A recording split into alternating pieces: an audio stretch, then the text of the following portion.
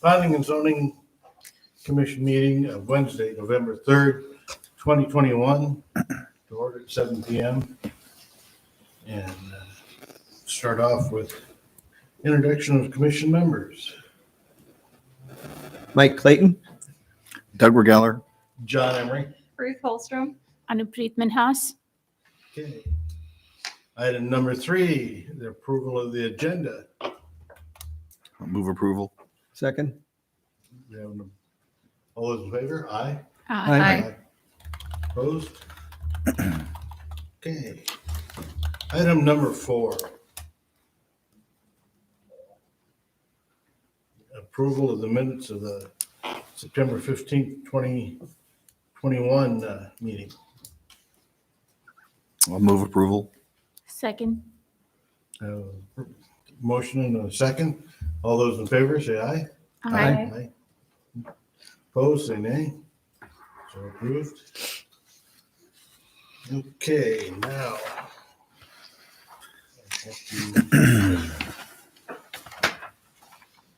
The Planning and Zoning Commission is an independent advisory body of the City of Ames City Council. The Planning and Zoning Commission members are volunteers of the community and not part of the city administration. The commission is responsible for the preparation and adoption of the official comprehensive plan of the city, gives advice, recommendations on matters involving amendments to the zoning ordinance and the historic preservation ordinance and guidelines, subdivision, annexation, master plans, and major site development plans, and developments within the Ames urban fringe areas. As an advisory commission, we welcome all comments and questions. We make our recommendations based on code, the facts presented, and input from the public. If the proceedings become lengthy, we may ask that comments be focused on new information not previously presented. You may speak only once on an agenda item. If you wish to speak, please fill out a speaker information card and present it to the recording secretary. We ask that you come to the microphone to speak so that all comments may be recorded. Please state your name and address for the record prior to making any comments. The order of the proceedings for each item on the agenda shall be city and staff shall present the staff report regarding the agenda item. Commission members will have an opportunity to ask questions of the city staff. The applicant will be invited to make a statement regarding the request. Commission members will have an opportunity to ask questions of the applicant. Members of the audience will be invited to come forward to offer comments and questions. Once the public comment is closed, city staff and applicant will have an opportunity for concluding remarks. The commission will discuss the application based on all presentations and any comments given and come to a recommendation for the city council. The discussion may include further questions of the city staff and the applicant for clarification. With that, we'll continue on. Public forum. This time is set aside for comments from the public on topics that would be concerned to the Planning and Zoning Commission other than those listed on this agenda. The chairperson may limit each speaker to 5 minutes. Please understand the commission is not likely to take any actions on your comments at this meeting due to requirements of open meetings laws, but we may do so at a future meeting.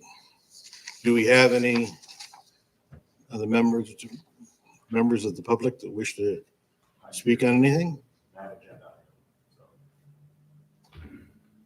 Okay, item number 6, zoning text amendment for accessory and garage structures related to the rear yard and non-conforming setback requirements.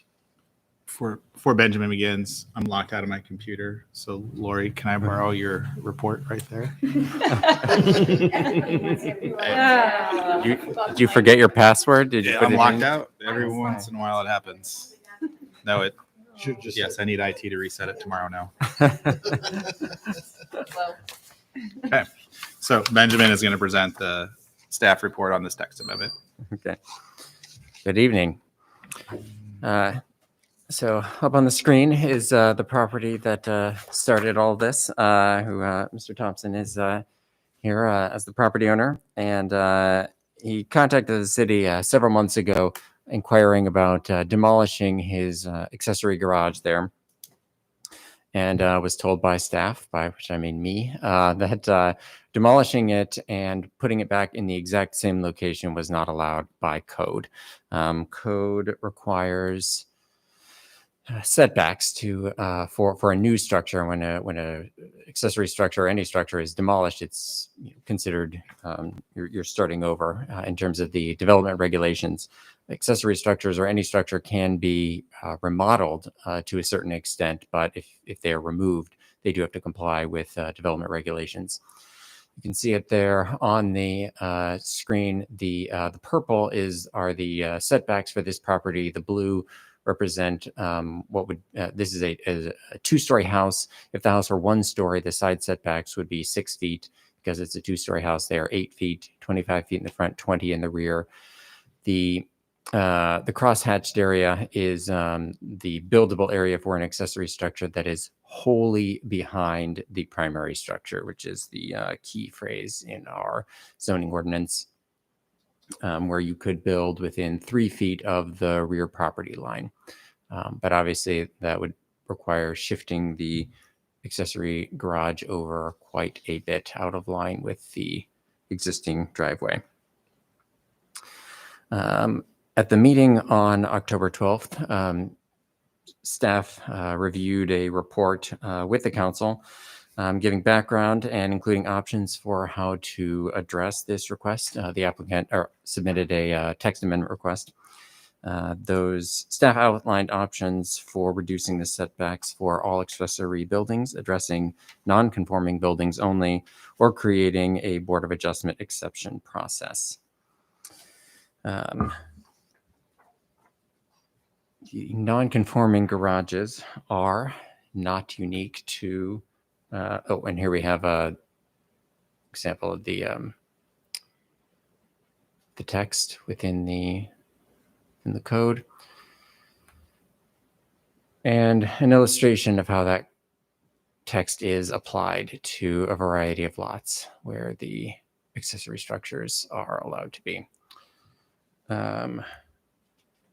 We did a visual survey of 2 neighborhoods in the city, north of downtown and south of campus.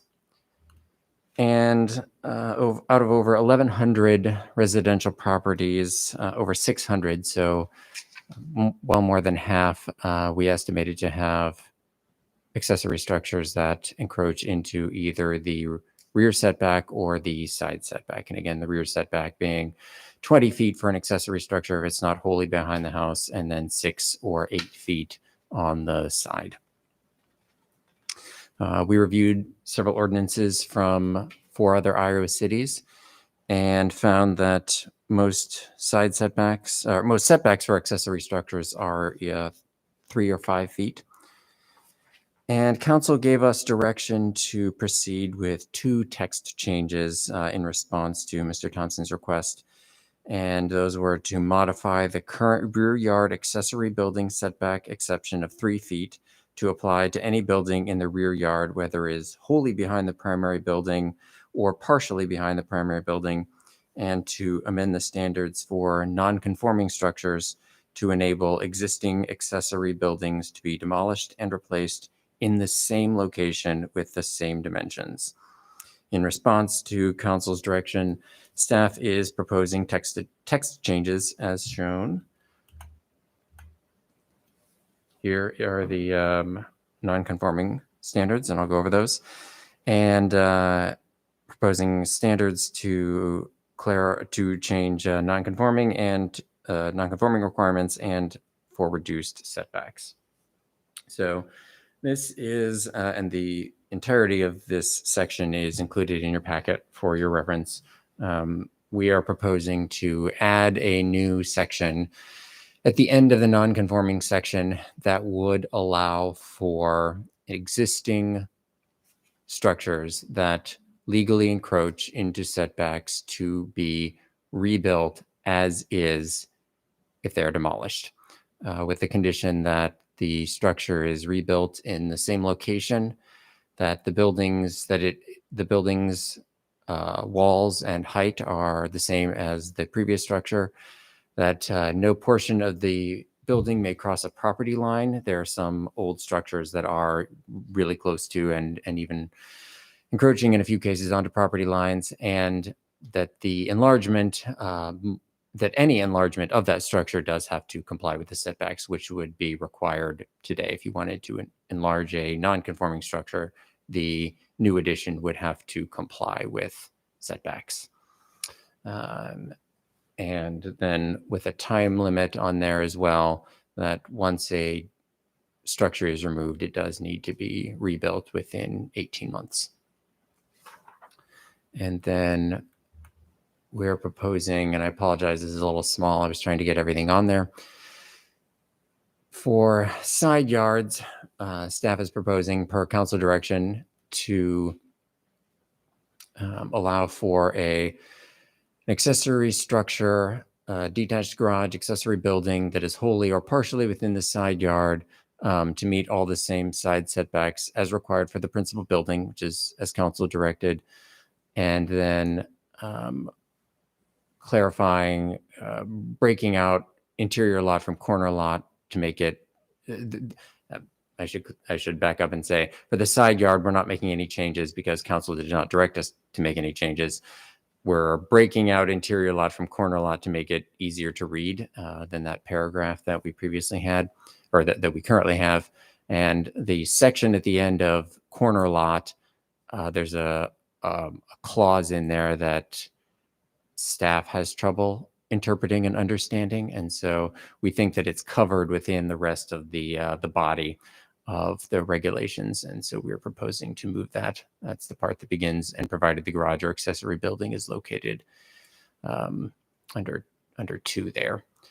And then for rear yards, we are proposing a detached garage or accessory building wholly within the rear yard shall be a minimum of 3 feet from the abutting property line. For purposes of the section, the rear yard is located between the rear lot line and the primary structure, extending from side lot line to side lot line, and that the side setbacks must still be observed. Under B there, the rear yards 2 and 3 are unchanged from C and D that are below. We just moved them up into the rear yard again for purposes of clarity.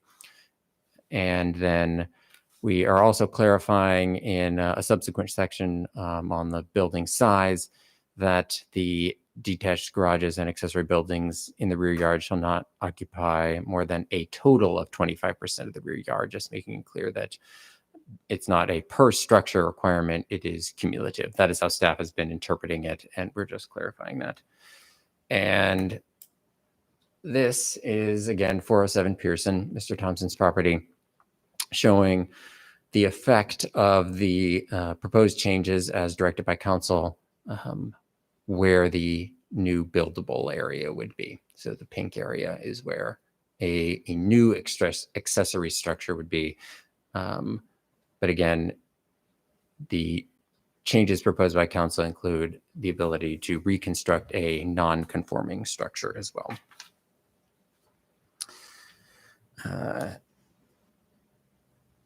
So staff also took a look at the effects of the proposed changes on other properties within the city, in particular, non-conforming structures. And so as directed by council, the proposed changes allow for the reconstruction of a setback encroaching accessory building if the new building is the same size and in the same location as the current building, which means that you can't move it or enlarge it without complying with the zoning standards. And so we took a look at what that would look like in neighborhoods where there are a number of, in those neighborhoods that I highlighted in blue. Yeah. These two, to see what kind of effects that would have.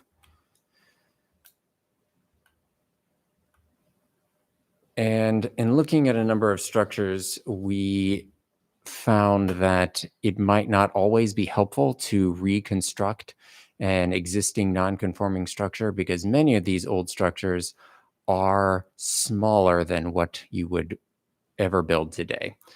This is 819 7th Street, and the accessory structure there, that garage, which was built at the time of the house as well, at a time when automobiles were much smaller than they are today. According to the assessor's office, that garage is 18 feet deep by 12.5 feet wide. And for reference, a standard parking space is 19 feet deep by 9 feet wide. And this is 2225 Donald Street. And the accessory structure there is 19 feet deep by 12 feet wide. And in both of these cases, too, adding on would be very difficult because any addition, as you can see, would be either blocked by the house or if you say wanted to make it a double garage, for instance, it would be difficult because of the location with the garage in proximity to the house. And if you wanted to go deeper, then the addition would have to comply with the side setbacks, which would not be particularly helpful for creating greater depth in those structures. I did discuss this change with the applicant who was here, and he did state that being able to rebuild his garage as is would be beneficial to him. Using the proposed non-conforming standards. Staff also looked at the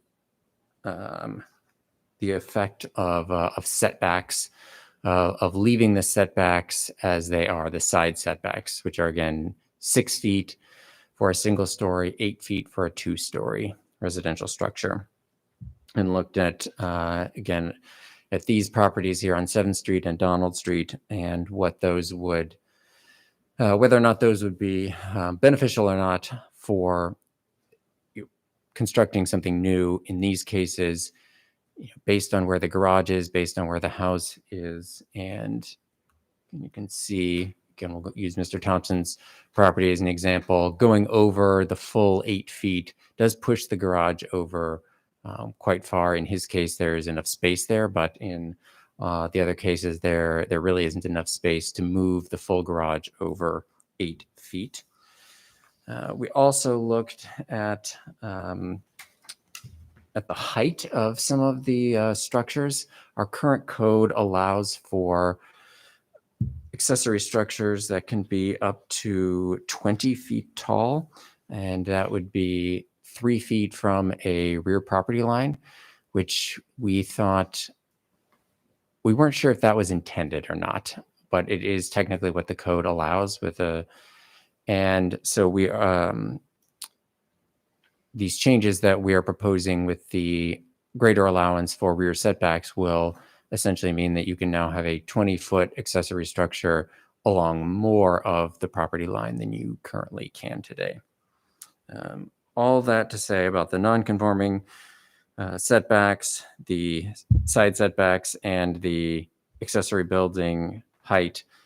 Staff is proposing that the commission recommend to the council the adoption of the changes for rear setbacks for detached garages and accessory buildings, allowing for the reconstruction of accessory structures in the same location, and modifying additional standards in which we feel are in line with the spirit of what the council is directing staff to do, which is to make it easier for people to build accessory structures on their property. So with that, so City Council did initiate this, obviously, because not just one person is affected, as Benjamin has illustrated. It affects a lot of properties, and that's why I think we spent quite a bit of time as staff looking through this. So my judgment from what council is initiating was they talked about different ideas, different things. They really wanted to be able to see some of these older properties reinvest in their structures. And it's that balancing issue of investment versus compatibility. And that's where option one is directly with what council said. And as Benjamin kind of walked through, there are some other considerations depending on where you land on the issue of compatibility versus usability on a property, if other standards could or should be adjusted as well. So that's why you're getting a second alternative from us tonight, is if you broaden the view of trying to get to more functionality and maybe addressing compatibility at the same time, that's why you would pick alternative 2. If you think council's direction is the right balance, where we're dealing with people that have a non-conforming structure, there's no impact to the neighborhood from just rebuilding what you have, there's no expansion or anything like that, that's why you would pick alternative 1, if you just think that's enough to reinforce investment in those existing non-conforming structures without trying to add functionality or expand sizes, really is what that comes down to. So it's not often that you get kind of 2 different alternatives when it's a pretty straightforward issue about setbacks and standards like this, but we thought it was worth a discussion with the commission a little bit more than just this is the one way to do this. And we did, just to let you know, we did reach out to our neighborhood association list, and we have a number of neighborhoods that are in these in the areas that Benjamin pointed out of having non-conforming structures. We talked a lot about garages. It does apply to anything. It could be a gazebo, it could be a tool shed, it could be anything that's a structure. It's just garages seem to be the one that's the most common thing that comes up. It's a little more significant in size usually. And we got no response back. We had some people preliminarily say they were interested in the issue, but we didn't get any feedback from anybody that we reached out to in the last week saying the commission was going to take this up and eventually it'll come back to city council. So I wish I had some feedback from affected neighborhoods, but I don't have that to offer to you tonight. There almost surely has to be some like Model T size single car garages out there. In fact, I think the one on 7th Street, you said that one was what, 18 by 12 feet wide? That would almost have to be like a Model T size garage. Yeah, and there is, just to be fair, in the historic district, you can't just demolish a garage anyways. So some of these non-conforming structures are considered contributing historic resources as well. So even if you change these standards to allow for bigger garages, it doesn't necessarily mean in the historic district anyways that they could be demolished and replaced. Just as an FYI, in case someone was thinking we're promoting demolition of contributing resources. Okay, I know a couple of different properties that have ended up tearing down their older garages because they were on the verge of collapse. They had to tear them down for safety, but they could not rebuild them. Not in the same location, right? Right, because of the standards that we had before. It's been more than 18 months since they've done it. Shouldn't they be able to rebuild in that time? I mean, they tore it down for safety purposes. So what's the time? So the 18 months reflects the standard in the code for a disaster damaging a structure. So we give someone 18 months. If a structure that's non-conforming is damaged or falls over from the derecho, you have 18 months to complete its reconstruction. So we're taking that standard and moving it forward to here. It's really hard to measure people's intent and going back in time and saying, I demolished it in 2007. I really wish I could have built it back and I didn't, or whatever time frame. So we want to keep it consistent with the storm damage standard that we had. But that restricts some people that in Old Town, especially. Old Town, there are probably very few conforming structures. And I know people that have homes that, like you say, their lots are not very deep at all. And they had to tear down the garage for safety purposes, but there's no way they could ever have built it back up because of all the restrictions. Should they be able to put a garage in there now? And that is part of what we were trying to get at with recommending that the setbacks are reduced on the sides as well as the rear.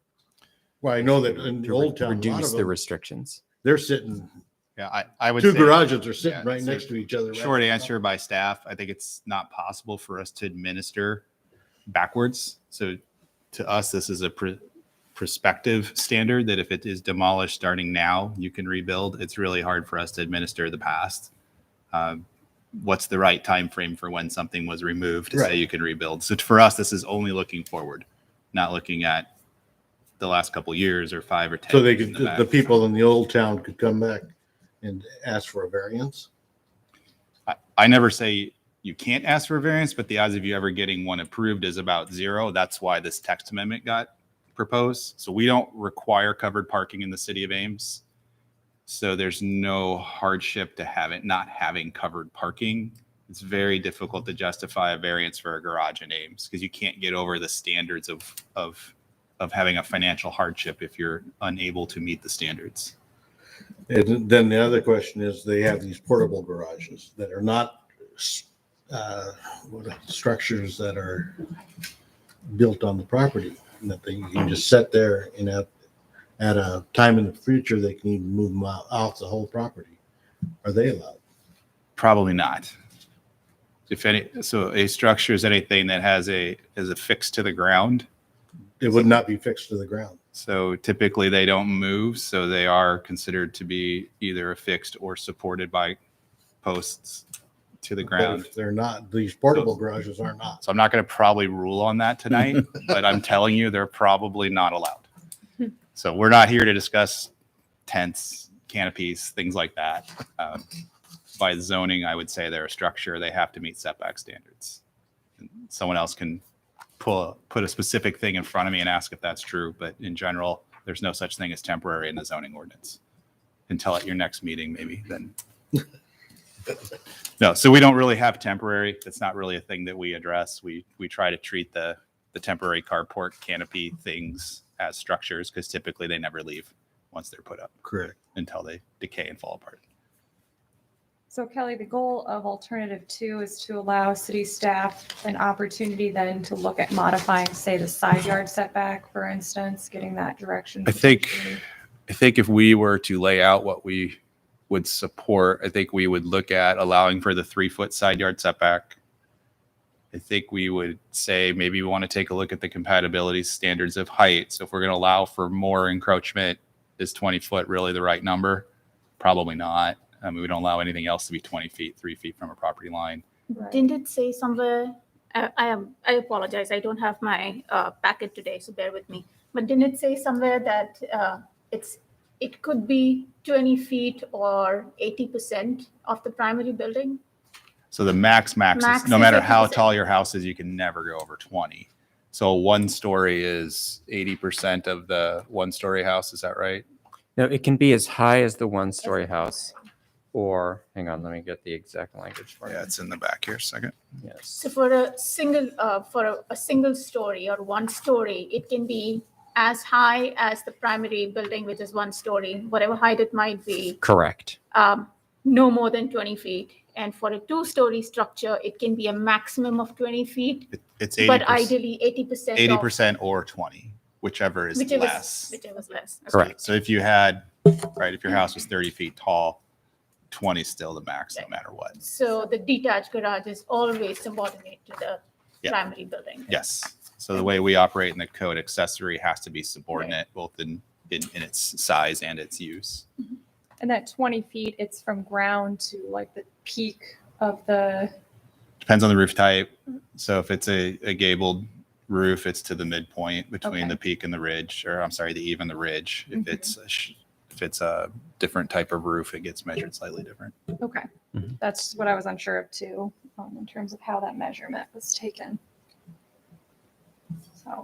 So going back to that discussion on location of these places, firstly, I think tremendous job, great job with comparing the number of properties that you did in both these areas and sort of figuring out how many might need this kind of a waiver or relief or this kind of an adjustment. So great job with that one.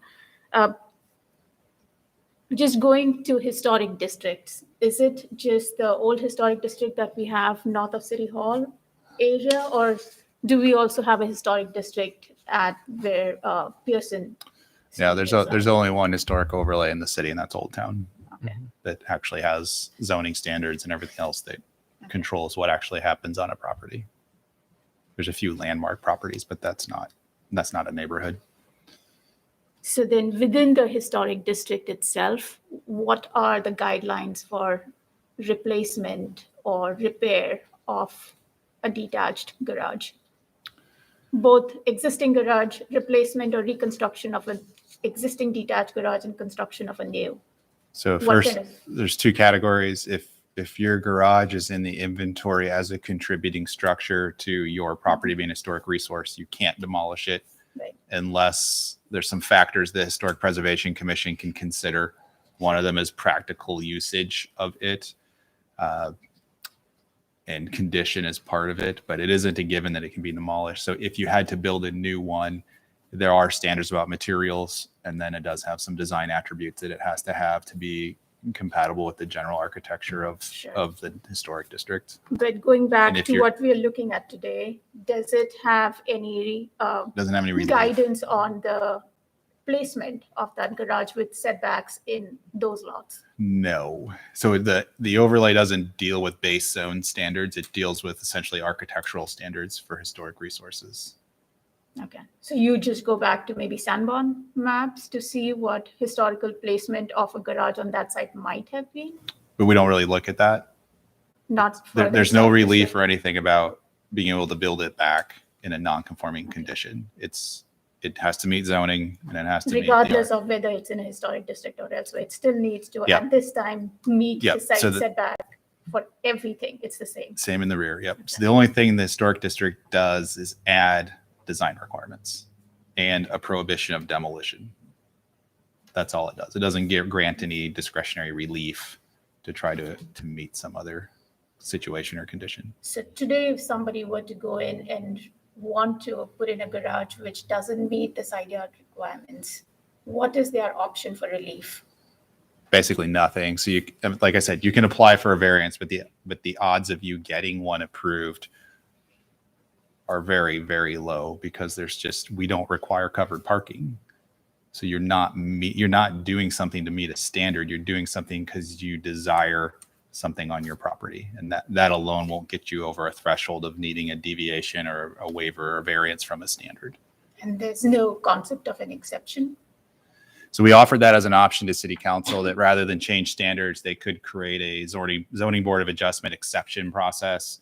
They thought that they chose not to go that route and to try to adjust standards to benefit as many people or to address many properties as possible, rather than put someone through an exception process. So we did offer that as an option, but it wasn't selected to move forward. The reason I'm going through all of that is, and correct me if I'm wrong, the way I'm reading this would apply to any and all garages, regardless of whether it's non-conforming or a new detached structure. Is that correct?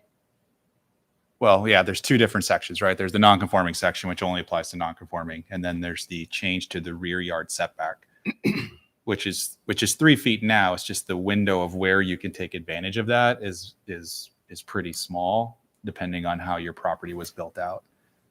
What we're recommending an alternative to is to also allow for that probably a 3-foot setback on the side yard, which would be probably applicable across the city and probably have a lot of utility for people. The thing that I'm sort of going back and forth and trying to get my head around is you have non-conforming uses. When you have non-conforming uses, the intent is to, at some point, it doesn't meet the requirements today based on what your code is. Right. But maybe your code today addresses what the needs of today's times are based on health, safety, welfare, and all the other things that we look at. With the non-conforming, the idea is that people probably already have that existing, so you want to give them that flexibility of maintaining and preserving what they already have. But the idea is that at a time, slowly over time, it is going to move in the direction of meeting the code requirements, right? So if you're non-conforming today, you get to keep it, but if it's, you can have X, Y, and Z factors of when the current zoning code kicks in, whether it's completely demoed or whether it needs full rehab or whatever. At that point, it needs to meet the new or the current code requirements. Mm-hmm. So with this one, what I'm trying to get my head around is, I get it that you want to try and have homeowners invest in their property. Totally get it. And there are situations where investing in that house in that garage, maybe in this sort of situation, is very difficult because of existing lot layout. But the idea of having this applied by right across the city to everything is what I'm not very clear why we are doing that, and not just identifying a mechanism to help non-conforming users and non-conforming structures. Why is this? What was the thought from council to apply to everyone, everywhere? The 3 foot. The only change that council's told us to make is to make it clear that the 3 foot applied across the whole rear yard, not just directly behind a house. So they never suggested like trying to alter sort of allowing the reconstruction of legal non-conforming detached structures? That wasn't. Nope, that was. So we get two. So They're two basically independent. They're two independent amendments aimed at the same structure that we're talking about, right? Yeah. So maybe it even benefits just to talk about non-conforming Yeah. first, Maybe. and yeah. then maybe come back to general standards for new Sure. construction. Mhm. Because I That'd be think, helpful. because they're two independent directions from city council. So do you want to put your Let's question in talk- the context of Yeah, one or the let's other? talk only Okay. about non-conforming Okay. in that case then. All right, so city council clearly wants people that have garages to be able to rehabilitate them and to maintain that as an asset to their property. And I would say the feeling at the council was letting them replace exactly as is, not to make it bigger, was it was okay not to follow what you described as what I would also agree is the spirit of the non-conforming ordinance was at some point it goes away and has to come back. So I think that they chose to let you rebuild in the exact same location because they didn't want to adjust all of the standards across the city. So like maybe if we had said universally we're going to go to 3 foot and 3 feet, then non-conforming structures would just meet that and everybody would be fine. I think they did have some hesitancy about saying we're going to create new standards across the city to deal with non-conformities being rebuilt in a little bit different manner. So they wanted to just isolate that one issue for non-conforming garages. Don't let them get bigger and let them get rebuilt. I think that was very clear from their direction and discussion. That was their comfort level about non-conformities. And they didn't feel like it was necessary to make the replacement garages come into more compliance or more setback or reduced coverage in the rear yard. They thought it was more valuable to allow for the reinvestment, So, which is not how the rest of the non-conforming ordinance is written. That's why it has to be a specific exception this way. okay. So in this case, then again, bear with me, I don't have my packet in Mhm. front of me. But in this case, then for non-conforming, what we are amending is that the structure can be replaced exactly to be exactly what it is in terms of the footprint as well as the height, design, all of that. Is there anything else we are changing in it? For non-conformities, Yeah. The sighting, are we changing the sighting at all? Or Nope. what Yeah, can be done or how it may be able to be enlarged at all? we did allow for the modification of openings of doors and windows, but everything else needs to be the same. So a non-conforming, I'm going to go back to your structure as an example. If Mr. Thompson if this was passed by council and approved and adopted, what he can do is just go in, take down the garage and build it exactly the same. He is not able to increase the size or the footprint at all. Is that correct? Correct. That is well, no, correct. Well, you can't increase the footprint in a non-conforming condition. You could rebuild away from the setback and make the structure bigger, but you can't get more of an encroachment into a setback or exceed more of your You lot cannot coverage. increase the non-conformity. But if, for example, and if I'm remembering that, okay, so you could enlarge that structure towards the south side of Correct. that house. Yes. So long as in it met the conformance rear with- setback. Yep, and that's And how we it- treat all non-conforming. So any non-conforming structure in the city, you're allowed to add on to it in compliance with current standards. So that would still apply here. If you have a 20 foot of a wall that's in a 1 foot setback situation, you can't go to a 21 foot or a 22 foot of a wall. It has to be just that 20. So I guess, Kelly, I'm curious, based on the analysis that you guys did as staff for essentially accessory or detached garages that currently don't meet setback standards, do you have any idea the number of those in comparison to the ones that are legal non-conforming? I'm not sure I quite followed the distinction there. What was it again? So I'm just curious, essentially. So I understand council's, I guess, concerns over wanting to kind of like narrow the focus in with the sort of allowing for existing, legally non-conforming structures to essentially be reconstructed as is. I'm just, I guess, curious whether or not, if you guys are looking to potentially change the standards for a side yard setback, and we're already looking at changing the standards for the rear yard setback, how many essentially of the existing detached or accessory structures would potentially become legally conforming should you change both the rear and side yard setbacks? Like what's left is what I'm wondering. I understand the question now. So you're saying that assuming if we went side and rear at both 3, then how many Right. are less than 3? Right. How many structures then are we talking about? Or are we creating this new sort of piece of code within the context of like the legal non-conforming like reconstruction for only a handful of structures?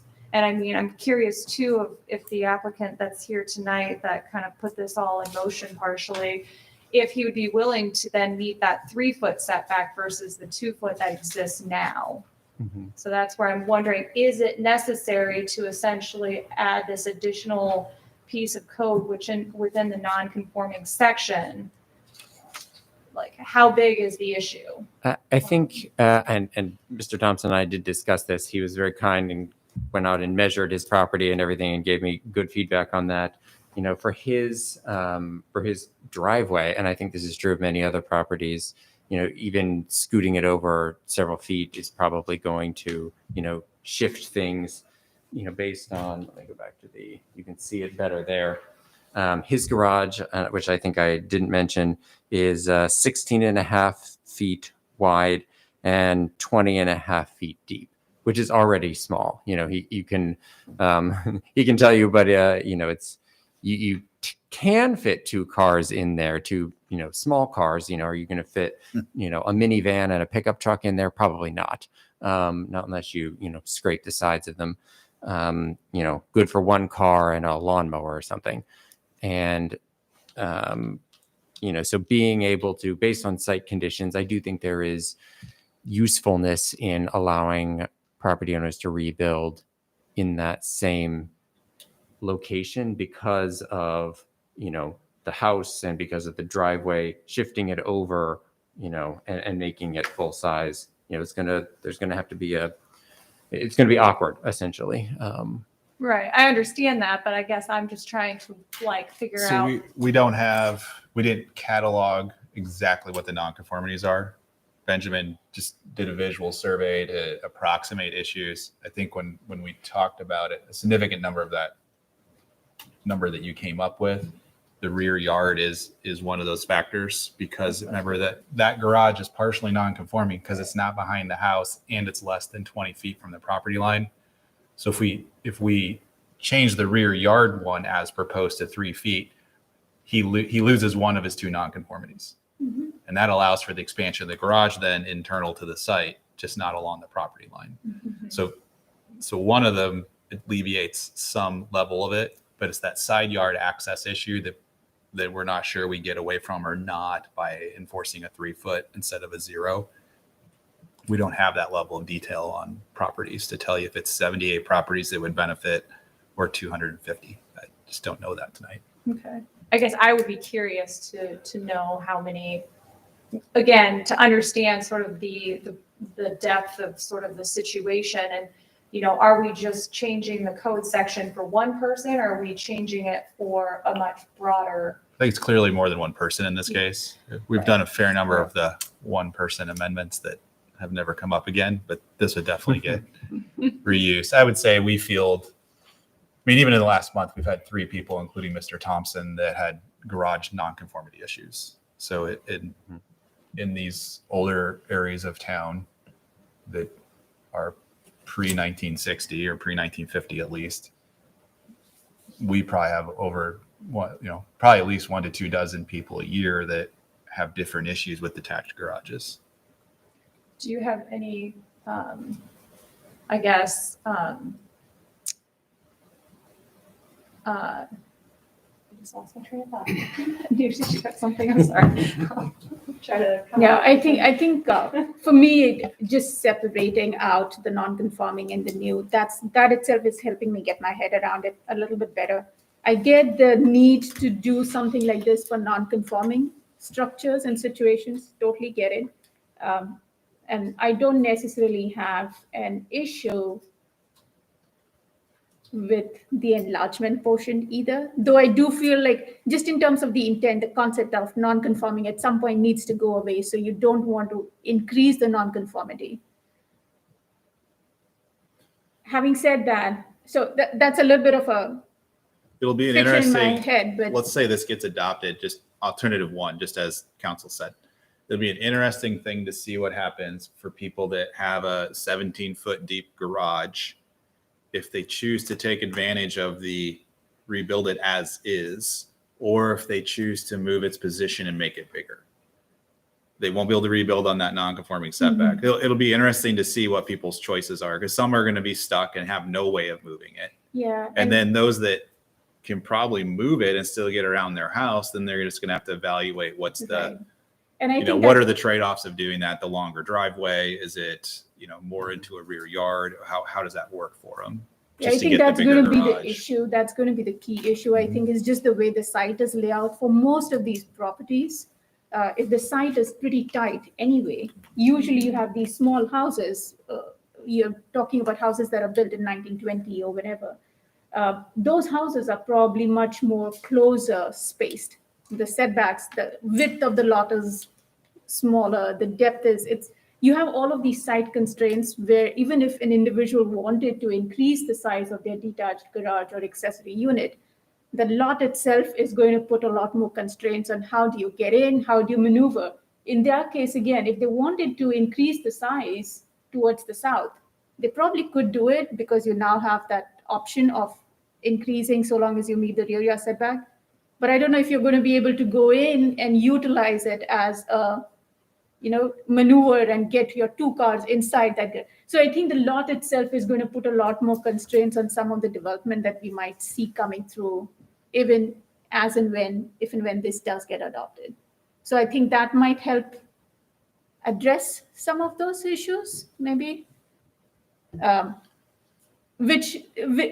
for that reason, I feel like I don't have a whole lot of issue with increasing the non-conformity of a non-conforming structure that we're doing with this amendment. We're not increasing the non-conformity. We're In allowing- my mind, when you are allowing a We're replacement on the We're same is fine. perpetuating, yeah, we're perpetuating, Right. assuming increasing the duration. But you're also Yeah. you're allowing them to increase or enlarge the size so long as they don't increase the non-conformity of the setback. But the area itself. But that's if the you- standard in the city already. Yeah, So we're not yeah. changing that standard. Yeah, so more conceptually. Anyway, all that aside, I don't really have an issue with non-conforming in that sense. So from what I understand now, in a non-conforming situation, an individual property owner could rebuild a new structure in place of an existing structure as is, in the same footprint and height, or could also increase or enlarge it so long as it meets the other setback requirements and does not increase the non-conformity. That's it, right? That's Is alternative there, one. yeah. Yep. Is there anything else in the non-conforming amendment that I missed? No. No. Just like we said, you can make the opening bigger or you can Right. move a window. The doors but- and windows could be But the impacted. true physical presence, the height and the wall length, that's the same. So can you, I don't know if the others up here have questions on the non-conforming, but if not, can we talk about all new structures, then the second part of it? It's up to you guys. I guess I'd like to ask, did city staff, they obviously researched what other communities were doing in terms of setbacks for their existing, detached accessory structures. Was there any research that was done in terms of the legal non-conforming, essentially allowing it to be reconstructed as is? Are other communities essentially allowing for that to occur that you're aware of? I have not looked specifically into that. I can talk about Des Moines. I know in Des Moines, they do not allow you to, if you're grandfathered in, you can probably rebuild it within a 6-month time frame. But beyond that 6 months, you have to meet the current code. Right. But so you There's could a- essentially demolish it and then If reconstruct it. you cannot the same demolish as- it and reconstruct it. If it Okay. is, if it is typically for most non-conforming situations, if more than 50% of the area of that if what you're trying to do in rehab or repair is more than 50% of what exists or costs more than 50% of what is currently assessed, then you have to meet code. Right, So but that's that's, As long It's as even it's harsher under, than ours then. yes, as long Yeah. as it's under, you can still go in and do work on So it. without reviewing other people's codes, I would say it'll be few and far between that allows reconstruction of a non-conforming Yeah. structure without having to meet code. That kind of defeats the whole purpose of why you have those provisions in general. I mean, I think Ames is already pretty generous with on the storm one. It's I think it's 80% of the value, or fire or storm, like natural disaster. It's not even 50%. And then even if you were completely damaged, you can go to the ZBA and try to get a special use permit for 100% damage to rebuild. So we're pretty generous on the non-conforming structure. It's just the voluntary removal was the one thing that wasn't permitted. And we'll let you rehab it.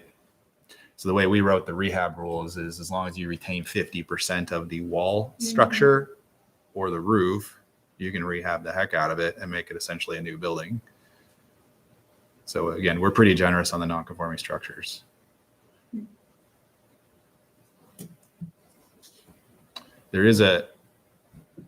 Someone asked about the exception process. There is an exception that we don't actually know what it means in the code because no one can explain it. In the zoning board of adjustment, you can go to them to have approval of an historically accurate structure. So we don't really know what a historically accurate structure, rebuilding an historically accurate structure means. So we did not offer to council that was already a choice. I don't know. I wonder if the Sanborn maps kick in at that point. I don't know. So no one's ever asked for it. It's there. And does it literally just apply to historic resources? Does it, what's historically accurate mean? So we didn't offer that up as something. It's on the books now. We did say it actually applied to the situation.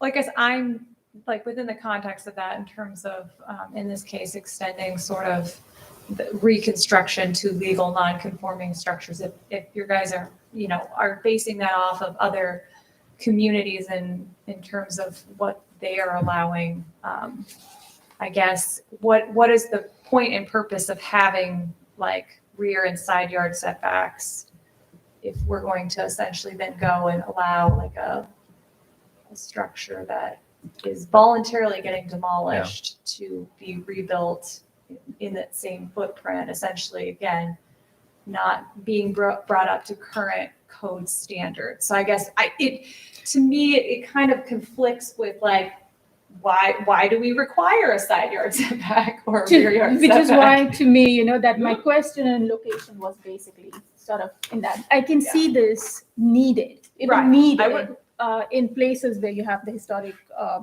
district as well as the area south of Welch, Campbellstown area. And so I can see this where there's an pre-existing situation where the site layout really makes it tough for any investment. But I don't see it, say, for example, where I live. If I live way down on the west, and they're mostly newer subdivisions. I don't see this necessarily being needed in that sort of situation. I see it being needed. So to me, it's more of an age of the house and age of the lot and development, which I kind of tie it in with a little bit, I guess. That's one way of thinking about it.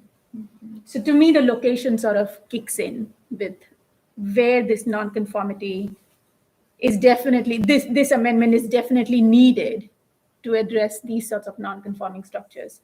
But there are certain locations where it's really not needed. And which is why then I go back, with the non-conforming is one piece. The second piece is all new accessory structures. And I want to get my head around that too. And why are we allowing that for all new accessory structures? So before we answer that, are we moving to that topip, or is there more discussion on the non-conforming side? Because I feel like we're never going to Sorry, resolve Right. one if we don't make Anybody? sure that's true. No. The non-conformity, letting it soak in. Is with the non-conformity, would the alternative two give a little bit more flexibility than one? Sort of. It would let you expand 3 feet from a side property line instead of 6 feet from a side property line. If that's ultimately what the proposal was, which I think is what we would propose.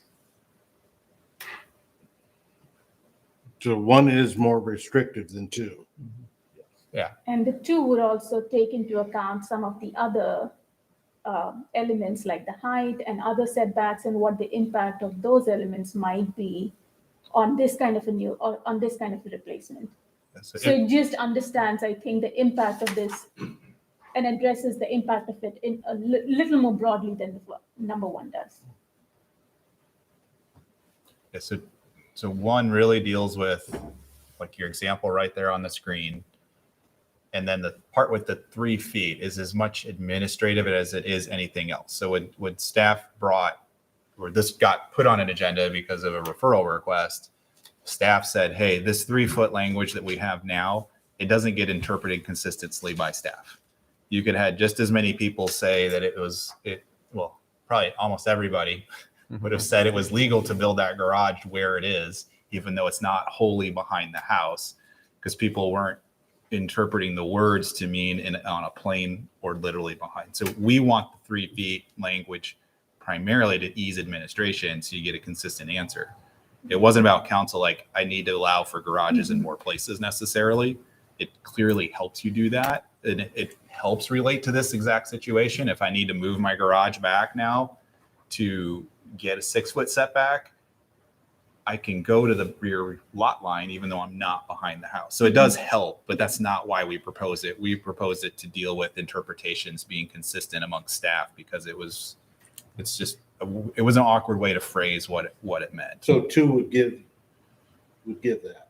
So One will give you the 3-foot setback in the rear and the nonconformity replacement option. 2 would say we want to do both of those things. And I guess what we're saying is, and allow for 3-foot rear yard, 3-foot side yard setbacks for 1-story structures. 2-story, we would not be in favor of that. So are we done with the non-conformity? Did I answer your, oh, I guess, I'm sorry. Yeah, that was where we were at. Yeah. Okay. Did I answer your 3-foot question? I think so. So yeah, it's a little, so like,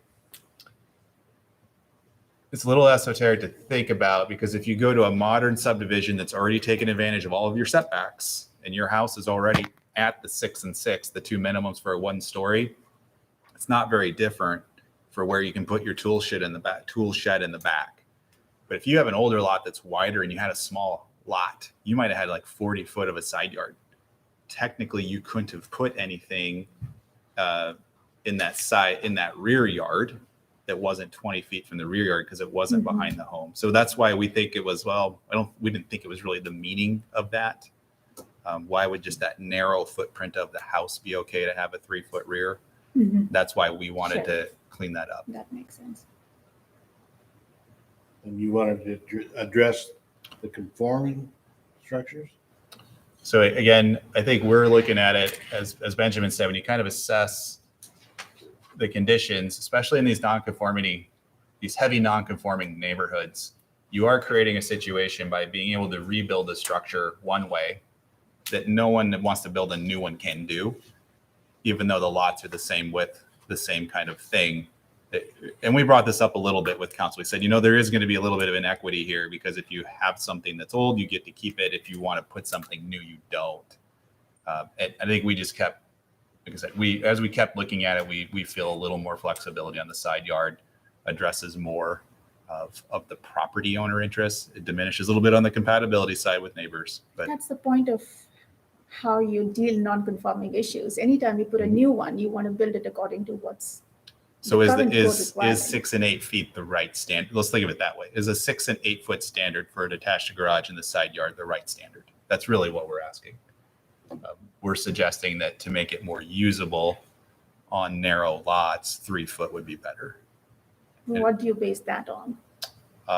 Just looking at a house like this on 7th Street.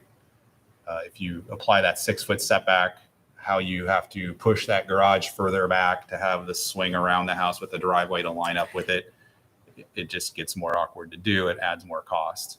So if I were to build a new house in a newer subdivision with this amendment, I would be able to build it 3 feet from the side. You would. If it were detached. Detached. But most new Yeah. homes are likely going to have them attached, in which case the 6 or 8 feet will apply. Yeah, see, that's the part that I'm not able to reconcile with. I don't see why a new structure, a completely new subdivision should be allowed to do that. Here, in this situation, it's existing. The individual property owner has no way of making that site work without getting this kind of a relief. For a new subdivision, you can design your lots in such a way that it meets the setback requirements. Now, if you want to change setbacks overall because you think the current zoning code asks for too big of a setback, that's a different take on it. But to me, for newer subdivisions, new development, having this kind of an allowance, You talking about our alternative 2, you're talking about the 3-foot rear of the alternative 1. 3-foot side yard So you're setback. talking about alternative 2, the staff Yeah. recommendation. Yeah. Okay. To me, ideally, this sort of situation should be dealt with as zoning exception, because in that situation, you're looking at each property coming forth in front of you on a case-by-case basis, rather than having like a by right thing for all new units coming in. I get it that we are looking at non-conformities and new differently, separately. Within this context, the non-conformity, whatever you've amended or proposing amendment for non-conformities, I get it, I buy into it. But on the other side, for looking for like new development and allowing this in new development, that I think that is something that a developer or an individual who is building that house needs to address it through design, because they have the option of having that site and laying their house and detached or attached unit, whatever, accordingly. So there you probably do not need this flexibility.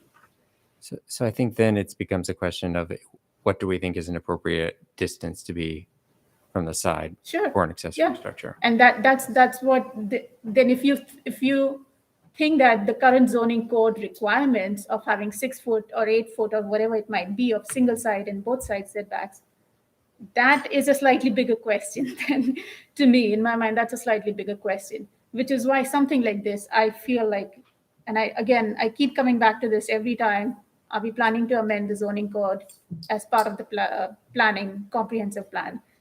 That aside, to me, if we are, then something like this of looking at, does the current zoning code have the right setbacks, that is addressed in a broader level on a zoning code platform. So I think we are To trying me- to, so I think. To me, so just to be I'm clear, leaning more on this yeah, so- alternative 2 and 3 in this situation. So So- I can work with what the commission So goes with. staff is saying, we think 3-foot setbacks are appropriate for accessory structures. That's what we're recommending.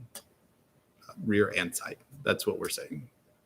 So we think 6-foot, 8-foot sides for existing principal buildings or all new principal buildings. We're fine with that. We're not going to narrow that down. But we think across the city, whether you're in an FSRL subdivision in North Ames or you're in Old Town, to us, there's no difference between having a 3-foot setback. And then if you're in a lot situation where you have a 50-foot wide lot and you have 5,000 square feet, again, to us, there's no difference whether it's in a lot that's 100 years old or a brand new lot. Not a lot of 5,000 square foot new lots are being created. I'm not saying that's common, but to us, it is the same across the city. That's why we basically recommended it, is we thought it was the same situation across the city, treating every property equally, same type of structure, same kind of setback allowance. If that's not the case, then yeah, you would pick what Anu is describing as either you're not comfortable with that or a different process to get there. I guess for me, I'm wondering if, again, altering the rear and side yard setbacks for detached and accessory structures could resolve some of the current legal non-conforming structures that do exist. And in that case, if staff has no hesitation, if they don't feel it's going to impact the health, safety, and well-being of the public to obviously adjust those setbacks, then I feel like I would be in support of that. I'm a little hesitant again on sort of the essentially extending, I guess, the legal non-conforming to include reconstruction.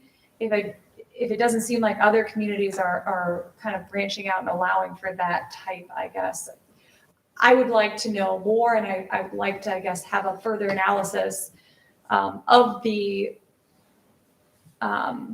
structures that do exist, how many of them, essentially, if they were granted that 3-foot rear and side, how many would remain that then don't meet those requirements? That then we would be talking about sort of this need to add, I guess, the language to the non-conforming piece of code. That a lot? So the 5 of you really need to go somewhere with that because you're getting, so far it's 2 different ideas. So you guys need to talk to each other. Not to me. Your guys' thoughts. How about we let somebody else chime in? And I don't know. What do you think? So John, it's not technically a public hearing, but I don't know if you wanted to let Mr. Thompson speak or not. Did you want to talk about the conforming structures? Like you started several? Well, I thought I just did in response to a new. We're saying universally across the city, 3 foot is fine in staff size.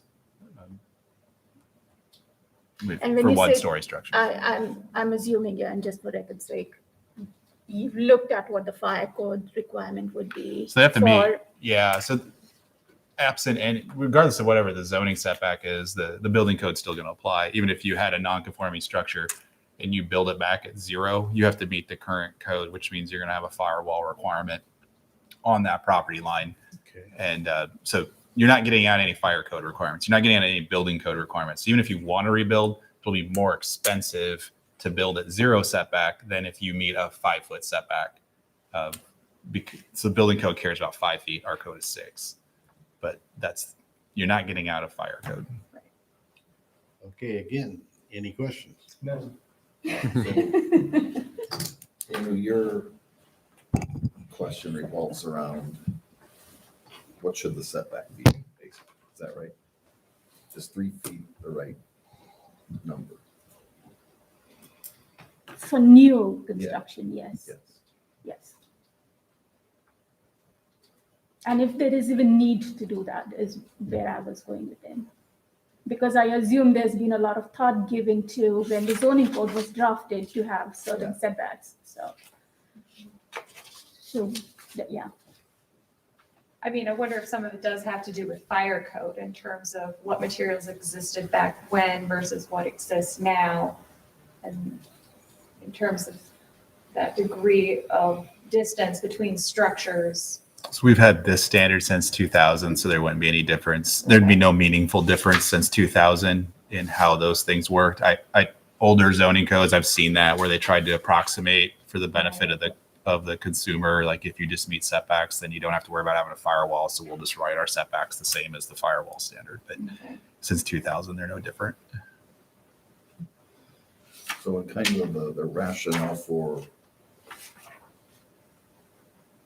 allowing or maybe reducing the setback to 3 feet, it would give the ability for an existing non-conforming structure to get rebuilt and maybe rebuilt a little bigger so it would have a little more utility than that previous structure. For non-conforming, yes. Yes. My question is mostly for new For construction. new, Which would be if you're replacing its new construction. yeah.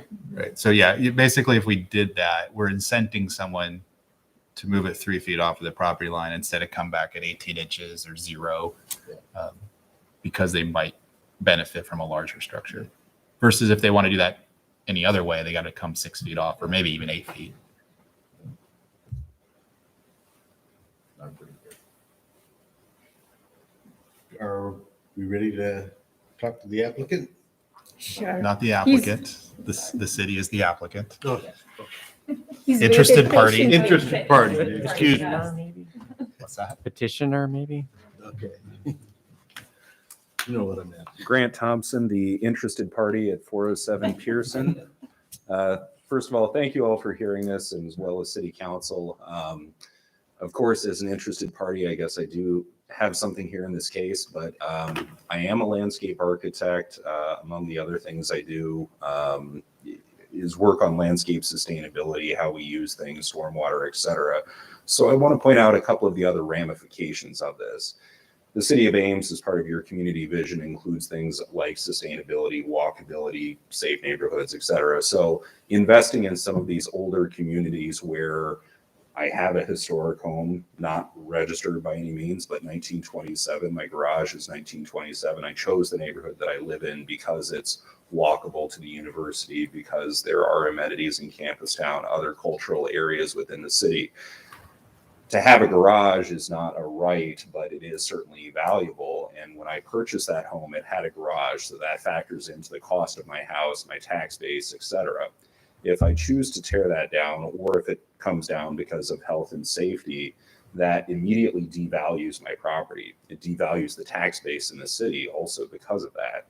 I have a functional loss if that occurs, and then I have a resale loss because while not required by any means, it's certainly desirable. I'm sure a lot of people might strike a property without a garage off their list. Okay. So I think there's several uses when it comes to that. When we talk about some of the setbacks, when it comes to the 6 and 8 foot, for example, my driveway is about 8 foot wide on that north property edge. So I would have to shift the garage almost the entire width of the driveway over. Because of the nature of my property, that doesn't allow me a whole lot of vehicle moving room. In some of these other examples that you might have looked at with a longer driveway or more maneuvering area, you might be able to make that work. And that's going to increase the amount of pavement. That's an increased cost, but that also increases the stormwater that that property might be producing. So keeping a garage or structure wherever it is, it in its functional setting where it has been for 100 years, it's not making anything worse than it currently is. So, you know, there's that to weigh in as well. In these older neighborhoods where that, you know, aesthetic was considered acceptable 100 years ago, you know, why is that any less acceptable than some newer developments where we have, you know, 3-car garages out front and that's the prominent thing, not the house that's set back behind it.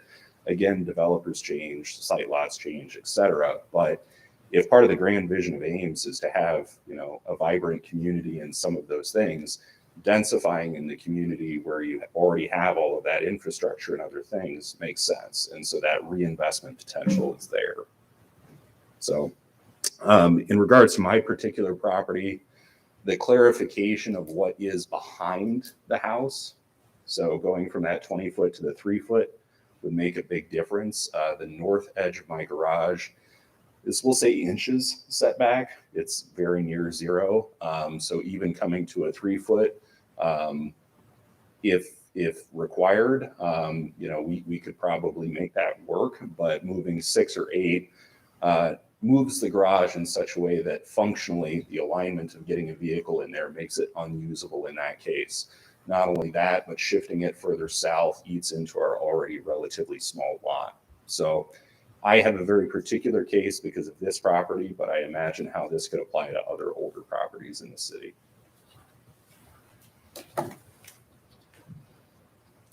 So what alternative are you asking, would you like to see? Well, rebuilding in place would certainly be of benefit to me.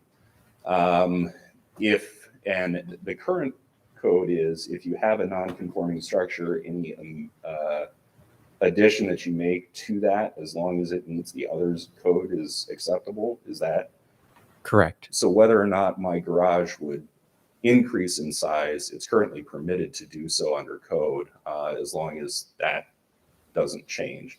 So the non-conformities, my north edge being about 20 or so feet long, that wouldn't change. And that is what I'm really asking for. And, you know, in terms of being able to keep 50% of the walls or 50% of the roof, I've got a crumbling floor and it's not critter proof. So it's, could need a bit of work. And I'm not sure whether the walls, the roof, or the floor are more important at this point because it's 100 years old practically.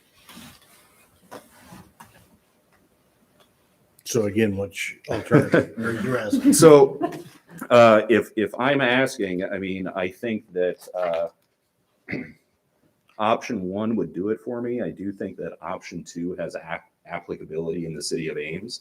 That 3 foot side yard, you know, for some of those other properties in Old Town, et cetera. If they've already torn them down, that's kind of too late. That's my neighbor to the south. They removed theirs and they took a tens of thousands of dollars loss on their financial value of their house that day, and now they have 2 Rubbermaid sheds. So that's what that code, the outcome of the existing code is.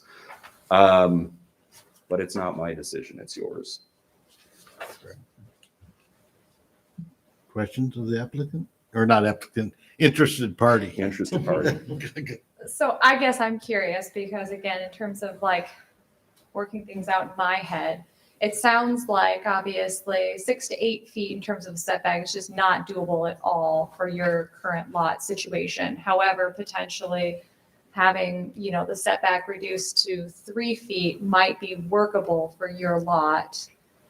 If that were to bring it into conformity and, you know, otherwise appease the city and the zoning commission, I could conceivably make that work. I mean, it is a shift, it is changing some of the things, but it compared to you have to let it fall down and you're not going to get anything back, I think that would be a reasonable compromise.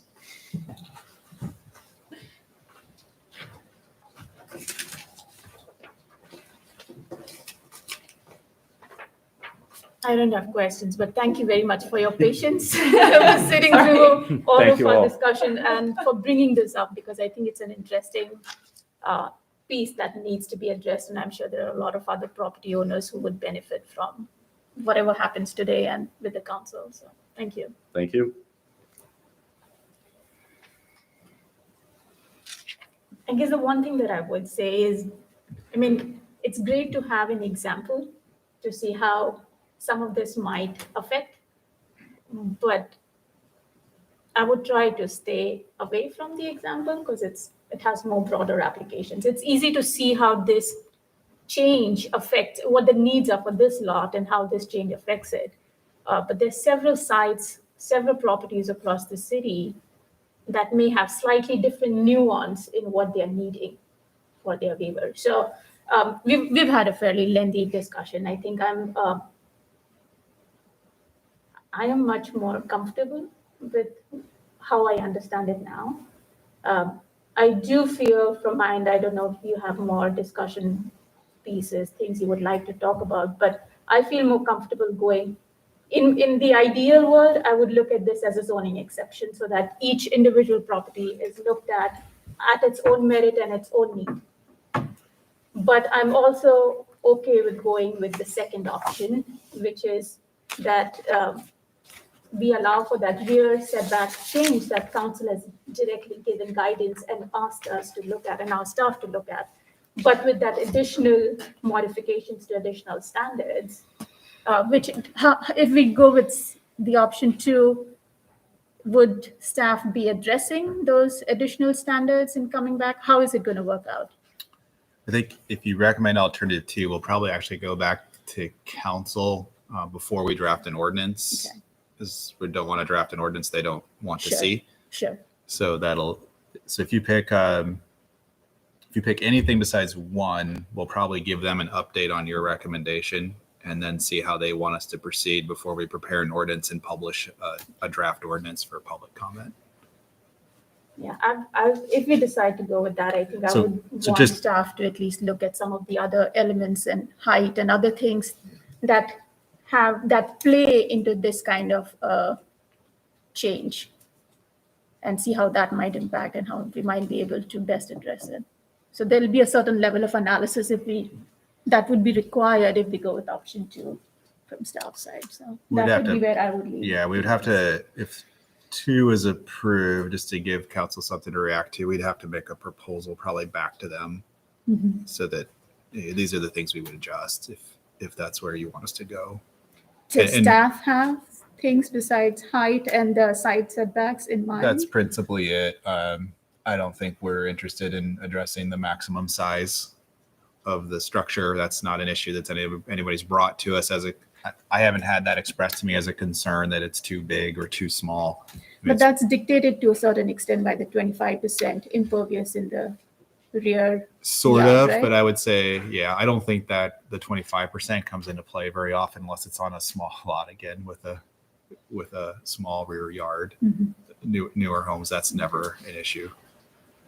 Kelly, are we allowed to offer an alternative to the four that exists? Yeah, we You can do whatever you like. But Okay. we try to.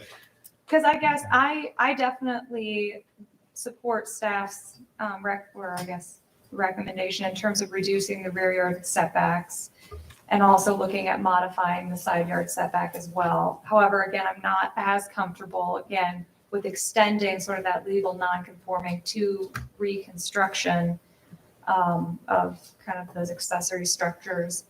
I could see on a case-by-case basis, maybe doing that again, if there's no other option, aside from, what they're, needing. And so that's where I feel like recommending that the city council create that zoning board of adjustment exception process might come into play then, instead of, again, just like citywide allowing for that in the code to occur. So a mix So of essentially two a and mix. three. A mix of two and Well, and striking, allowing the reconstruction of accessory structures in the same location. three, because that you want to address through a zoning exception. Right, on a case-by-case basis, essentially. And only for non-conforming portion of the amendments. Right, proposed after, today. again, after like city staff has looked at setbacks, and that's why I was curious in terms of, analyzing to see how many potential structures still wouldn't meet that 3-foot setback for rear and side after. I'm not going to volunteer that we're going to I- catalog a thousand I would thousand never- properties in the no, city mm-mm. to determine that. Again, that's why I'm saying in terms of my comfort level, I feel like potentially kind of creating a separate alternative. I feel a little bit better about that versus kind of the ones that are outlined, but I'd like to get everyone else's take. Okay, commission members, are we ready for a motion? I am. Yes. I mean, I'm comfortable with alternative 2, and I'll go ahead and recommend that the city council reduce the rear setback for detached garages and accessory buildings, allow for the reconstruction of accessory structures in the same location, and modify additional standards. Do you want to specify which additional standards you're interested in? Well, the height, I That- think, The and the side yard and height, those are the two. Okay. And I think we've talked about that. We really don't think we would address anything else. The 25% rear yard seems to be workable, and the 900 square foot, while large, hasn't been a complaint we've had either. So you're making a motion for alternative number 2? Correct. I'll second. Okay, we have a motion and a second. All those in favor, say aye. Aye. All those opposed? Nay. I'm torn. Okay, What was your vote, John? I'm going to go with nay What for ex- now, just did you- because I want to be, I can't hear with I didn't hear John's vote, I guess. number 2. Yeah. That or So yay. Three Three, yays, two. 2 nays. Mhm. Okay. So the motion for alternative number 2 passes. Okay. Okay. in that case, I mean, as you're framing this for the council, I know staff does a great job of summarizing the discussion from the P&Z to council. But as you're taking it forward, it would be great if you could stress on the thought that was like the intense discussion on trying to address individual properties on a case-by-case basis and not having like a by right change in this situation and in a lot of others that we do across that we brought up. I don't know if council will have the opportunity to tweak this even more, but as long as they're informed that that's kind of also, I mean, we've spent quite a bit of time today. Yeah, trying we'll to definitely talk through recount that. the highlights of the conversation. Yeah. I mean, the vote was 3-2, and then we Correct. can explain what the discussion was, and Sure. that probably explains why it was a 3-2 vote. So you have to come up with an ordinance or a recommendation to the city council, and does that come back here again? If the only change is to, let's say, make 3-foot side yard setbacks, it won't come back here. If it is to create an exception process or to do something else that's not been discussed, then it would have to come back here. Okay, so if it goes straight, item number 2 with the setback changes, then it goes directly to them and we don't ever see it again, correct? Probably. Probably. If that's all it is a 3-foot setback, clearly you all heard that's what we would suggest is the standard. So if that's what goes forward, we're going to talk to the city manager, understand how he wants to present it as well as us. And I don't know it'll come back to you if it's just alternative to 3-foot setback and 1-story height limit. Okay. That's a pretty clear discussion point tonight. But if you create an exception process or council wants to adjust other things, then I think we would have to come back and revisit it. Okay, moving on to number 7, commission comments. I have no comments. None? None? Nothing. What? No. And, I've spoken enough. Thank you. just Thank you for your patience. All of you. Sorry. okay. Item number 8, staff comments. My only comments are, I have 2 unrelated. So council did take public feedback and told us to move forward on Plan 2040 at their last meeting. So RDG is incorporating our final text edits and some land use map changes. So you will be having a public hearing before the end of the year to make a recommendation to city council and hopefully have the plan adopted before the end of the year by the city council. So please attend the meeting when we have that public hearing. I'm not going to be When around is in this gonna December. happen? You're not here in December? That's not good. It's a public meeting. It will be a public hearing for the commission and a public hearing with the city council. So we'll publish notice in the newspaper about those hearing dates. So So it's not going to be a combined one or just? no, two independent meetings. Okay. But the public will be invited to come to the commission, say if they have any concerns before you make a recommendation to city council, and then they get to come to city council and express any other interest they have. Okay. And then the other thing I'm going to say is the 17th, we didn't give you a tentative agenda, I don't think, right, Lori? But we will have a meeting, and it's, again, we really need to have a quorum. We have an applicant that been working on things for a while and has a kind of a deadline of getting a decision so they can deal with a state issue by the end of the year as well. So we really are hoping for a quorum on the 17th to discuss the PUD rezoning of a affordable housing project on Tripp Street. So, and there might be some other items too. Any other comments That's it. other than begging the commission to be present? We really need a quorum on the 17th. Okay, What's that? covers all the items. I don't feel like I should have to ask for that, but I'll entertain a motion for adjournment. Second. All those in favor? Aye. So be it. We are adjourned.